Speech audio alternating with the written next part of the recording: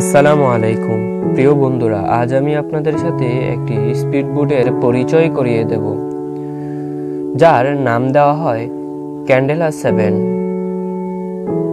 সম্প্রতি সুইজারল্যান্ডে যাত্রা শুরু করে বিশ্বের প্রথম বিদ্যুৎ চালিত উড়ন্ত স্পিডবোট, যার নাম দেওয়া হয় ক্যান্ডেলা 7।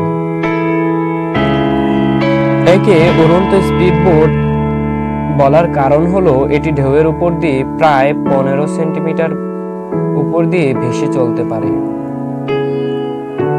নৌযানটির নিচের একটি ধাতব কাঠামো বা ফয়েল এটিকে পানির স্তর থেকে উপরে তুলতে সাহায্য করে। এতে ধেয়ে আসা ঢেউ স্পিডবোটটির নিচে দিয়ে চলে যায়।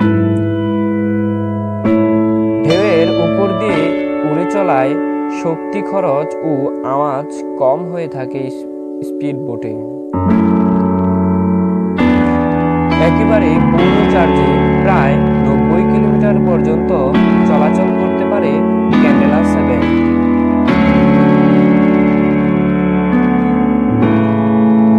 পানির উপর ভেসে চলাকালীন সময়ে ঘন্টায় প্রায় 55 কিলোমিটার পর্যন্ত গতিবেগ তুলতে পারে ক্যান্ডেলা 7 বা উড়ন্ত স্পিডবোটটি। এই উড়ন্ত স্পিডবোটটি বা ক্যান্ডেলা 7 এর মূল্য নির্ধারণ করা হয় 2,96,000 মার্কিন ডলার, যা বাংলাদেশি মুদ্রায় প্রায় 2.5 কোটি টাকারও বেশি।